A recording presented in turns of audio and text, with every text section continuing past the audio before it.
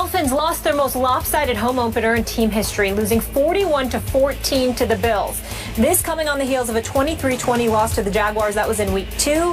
Here is head coach Joe Philbin after the loss. It's the third game of the season. I mean, I wish we were playing better, but we are what we are right now. We're going to take a look at the tape and look into everything we're doing and make decisions that can help us become better quicker. I mean, there's no magic potion. If I had a magic potion, I would have brought it out earlier. Going into the game, we were 5th in the NFL in scoring defense. Obviously, we're not going to be that coming out of the game, and we didn't play very well on defense today whatsoever, and we have to do better. Stephen A., is it time for Philbin to go? Yes, it is. It's not something that I like to say. I'm sure that the man is knowledgeable about the game of football. I'm certainly not qualified to debate X's and O's and to dissect him to the degree that, I'm qualified to sit there and say he's incompetent. I certainly would not. I'm not accusing Joe Philbin of that. What I'm saying is that he's not inspirational. He doesn't inspire.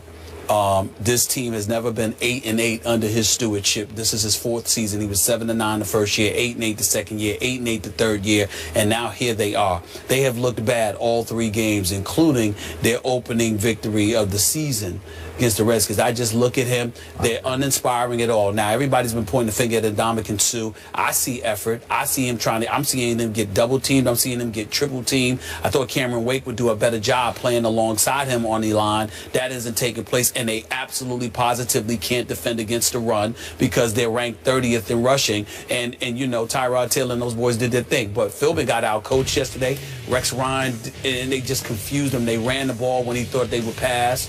When he thought they would pass, they passed the ball when he thought they would run. And Philbin just seems to be anemic, just totally lifeless when it comes to really inspiring these guys to play some daggone football. And that's a very, very big thing in the sport of football. It can't just be about X's and O's. You watch Bill Belichick. He seems to speak these guys' language or get them to speak his. I agree. Philbin doesn't do that. There are some people who are meant to be coordinators. That is Joe Philbin. He needs to go. They need a new head coach, and they don't need to wait until the end of this season. Stephen Ross, who had Warren Buffett in attendance with him when they were down 27-0 in the first half and let the Buffalo Bills pile up 200 yards in the first quarter, he needs to get a new coach quick, fast, and in a hurry. I agree with you. They were also fortunate to virtually steal game 1, week 1 at Washington with a 4th quarter punt return. Remember that? That's 17-10. I'm going to go to the quarterback too, because I do blame Philbin somewhat for hitching his star and that franchise to Ryan Tannehill. And I've told you since before the draft, I don't love him. I'm not sure he's going to lead you to any promised lands anywhere. Yesterday, his QBR scale 0 to 100 was 12. Tyrod Taylor's was 95. Yes. Now, they ran into a Buffalo buzzsaw that is going to buzz through a lot of people this year, except for the New England Patriots. But in this case, they gave up, that defense, anchored by Suh, gave up 428 yards and 41 points. But meanwhile, Tannehill doesn't help you because he throws 3 interceptions. So first half. Yeah, and you're going to lose. You're going to get blown out at home if you're going to throw 3 first half interceptions in your home opener. The handwriting is all over the stadium wall that it's time for Philbin to go. But I thought it was before this year even started. You did, and the bottom line is this. South Beach and the folks down there in Miami don't want him there. Let's just call it what it is. You got to speak folks' language. You've got to vibe. You've got to represent the franchise in a fashion that will galvanize dudes to want to come and play for you.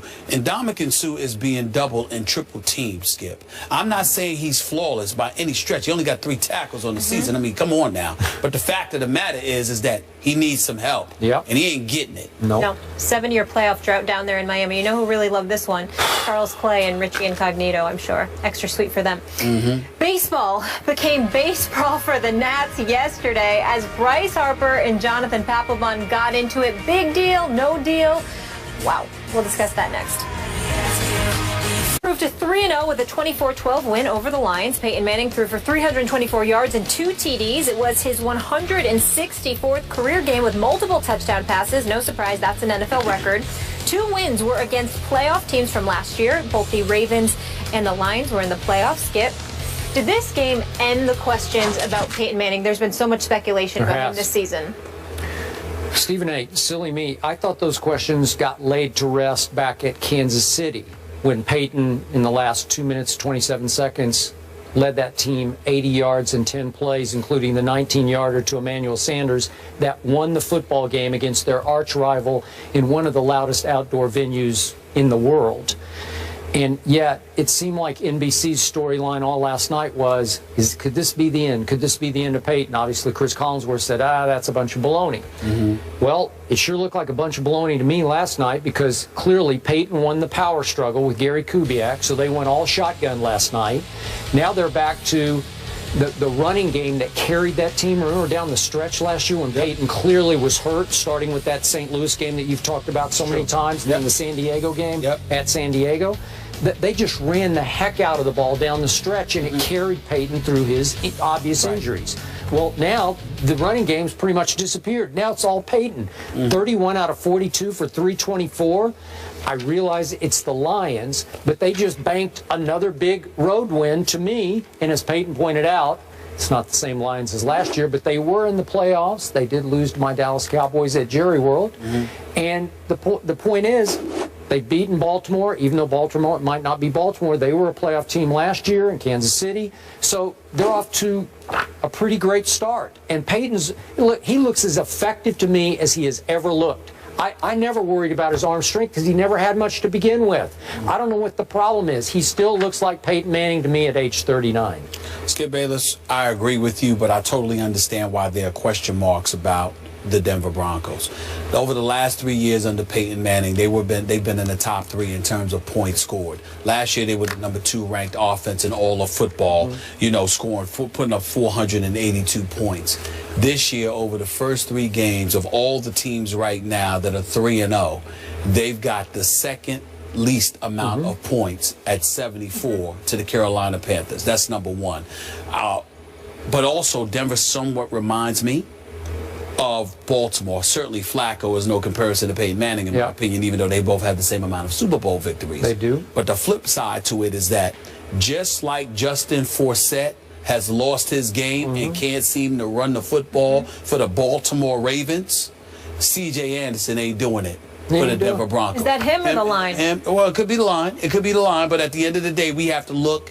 We have to look at what you have. Now, the line obviously was formidable. They've changed bodies, like 3 or 4 different dudes on the offensive line. Positions. You're absolutely right. So you got to take that. And I appreciate that. Thank you. So you got that going on. But ultimately, at the end of the day, even when there was some question marks due to injuries in the past with the offensive line last year, we looked at a C.J. Anderson. The year before that, it was Monty Ball, and I forgot another name escapes me. I got brain lock right here, right now. But no Sean Moreno. Right. So you've got that going on. So you had all of that. And they were running the ball relatively effectively. That's not happening right now. Okay. But I will say that that's the problem, and I think that's the question mark of why people are looking at Peyton Manning. But I agree with you. I think it's much ado about nothing because he can still do it. The biggest what I took from last night's game, the Detroit Lions.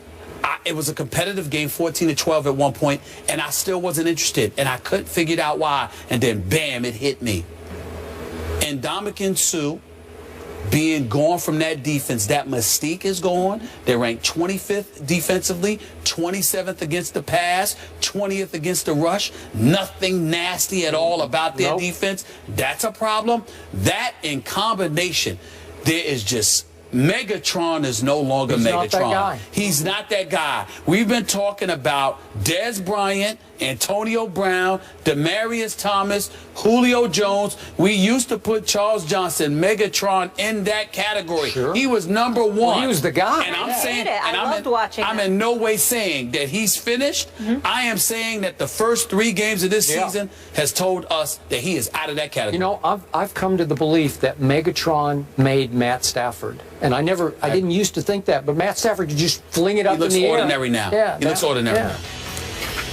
All right, moving on, you guys. You mentioned Miami.